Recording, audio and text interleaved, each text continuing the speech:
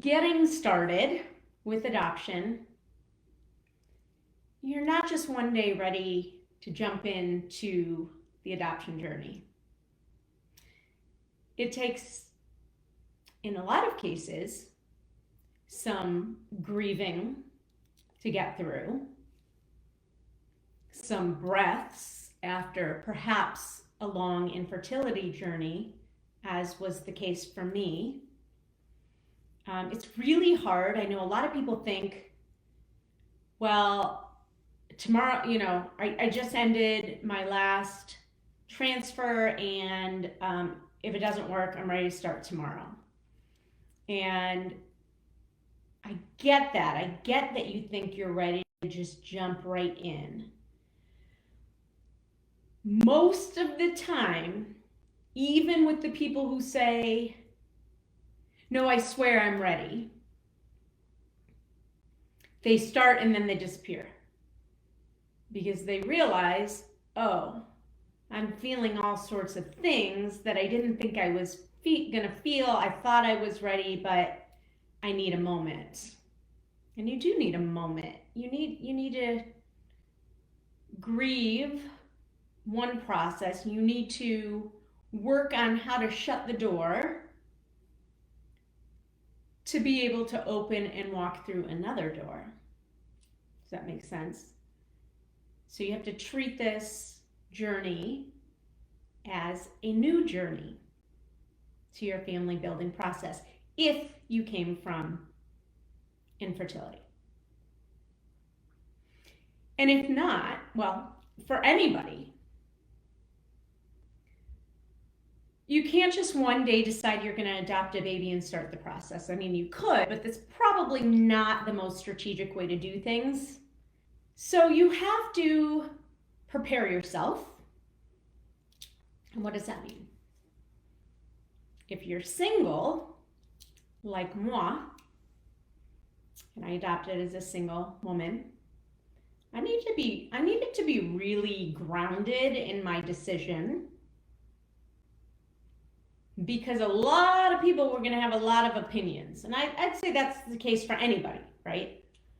Some people are really excited for you. Some people are going to ask, well, stupid questions. Well, don't you want to have your own child?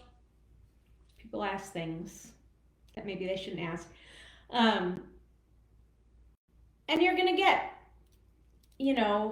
comments from the peanut gallery.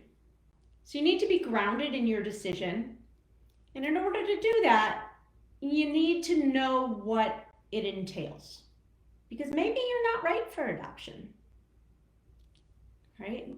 What does it entail? And this is one thing, I actually have a 30-minute, what I call 30-minute Post-it note exercise. It's in my blog, RG Adoption Consultant, where you get, it's a whole exercise with Post-it notes where you get really clear on what you're open to, what you have questions about, what you're not open to, because it's one of the first things you're going to be asked in your home study. What race are you open to with a baby? And maybe you are open to everything, but maybe your family, your close family, who you're very close with, has some feelings about that. Perhaps that's a conversation that needs to be had before you bring a baby home with a different race, of a different race. Have you thought about, if you are going to go that route? I mean, that's a whole topic in and of itself, but have you thought about what mirrors you would have for your child, no matter what race your child might be? And this is something you can dig into a little bit more once you get matched and kind of have an idea of what your child who your child might be. So have you thought about all the implications and everything that surrounds the question about race? I'm not going to go into that right now. The women who are typically making an adoption plan are struggling in some way, financially, with their mental health, perhaps with substance exposure. There's all sorts of things that lead them to make an adoption plan. What are you prepared to handle? Mental health wise, substance exposure, what does that all mean? How often does that really happen? I get the question a lot, can I have a healthy baby? I don't know what that question means because the baby's not already born. Right? So those are things you need to learn about, and those are things you need to kind of have a general understanding and maybe at least a little bit of research to know how to answer those questions that are going to be asked of you. You might be asked, you will be asked, are you okay with a baby that you know is a product of rape? That was a question I remember I was not expecting, and it kind of took my breath away a little bit, and I had to think about, okay, well, what does that look like and what does that mean for my child long term, and is that something I can handle? So these are all things you need to start really digging into and thinking about. And then you also need to know, so in around those things, I remember sitting down at the kitchen table with my parents. I knew where my sisters stood, but I wasn't sure where my parents stood, so I had these conversations. I told them what I was open to. I wanted to hear their viewpoint. Their viewpoint may have taken on a huge weight and swayed my decision, but maybe not. Maybe it was just a conversation that I wanted to start. And then I think it's important to know what the process is going to look like. Do you even know what the steps of adoption are? And do you know what your options are? You know, a lot of people think that they have to go to an adoption agency in their community, in their backyard, and that might be a perfectly great fit for you. But it might not be, and did you know, by the way, you have other options as well. You can work with agencies. You can work with attorneys, depending on what state you're in. You can work in a state outside of yours. There's big agencies, there's small agencies. Do you know what questions to ask them?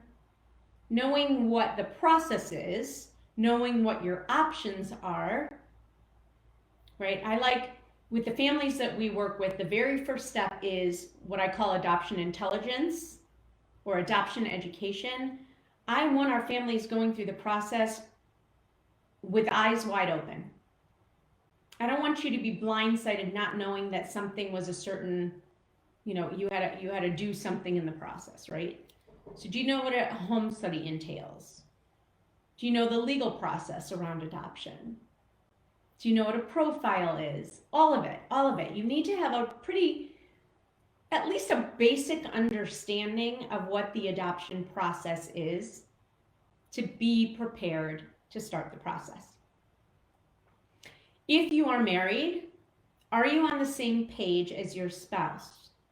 Seems like a really simple, maybe a stupid question, but you'd be surprised. Sometimes one person in a partnership really wants it much more than the other, and the other decides to just go along for the ride. Doesn't work so well because it brings up so many deep-rooted issues in yourself, right? So it takes a lot of soul searching. It takes some education. And thankfully now there are so many groups on Facebook, on Instagram. There's so many people to follow to learn, to really learn. So really having that mindset before you make the decision to adopt and really understanding what you're making a decision about. And then digging down deep to say, am I cut out for adoption? Is this a good option for me? So that's all I want to leave you with today. I just wanted to talk a little bit, and next week maybe we'll dig into the home study a little bit more. But I think it's really important to do that work ahead of time and not just one day make a decision that you're going to adopt a baby, because it's not a quick decision to make. There's a lot of layers. And one thing I would suggest to you is to join some groups and start listening to and following adoptees, birth mothers, hopeful parents, everybody in that adoption constellation, because we all have our own narrative. and you can really learn a lot. So be grounded in your decision because of what people might say to you. Do your research, figure out what you really would be comfortable with in an adoption situation, and is that realistic? I'll tell you what's not realistic, which is what we call a unicorn, which is the perfectly healthy white baby with no drug or alcohol exposure or mental health issues. Okay, that's not realistic in a closed adoption, nonetheless. Really look at who is a birth mother, who is these people making an adoption plan, and is that something that's gonna, feel good for me, that I'm prepared for. Look at your community, look at your support system. Do you have a support system? You need one. You need a support system as you're going through this, kind of your adoption team, which is a discussion for another time. And you also need your community and your village of people that know what you're going through. So kind of looking at all these things to set you up for success, to know, 1, is this the right path for me? 2, have I closed one door to open another? 3, do I have the support around me to do this? Because the journey doesn't end when you bring home your baby. So please be in that mindset too.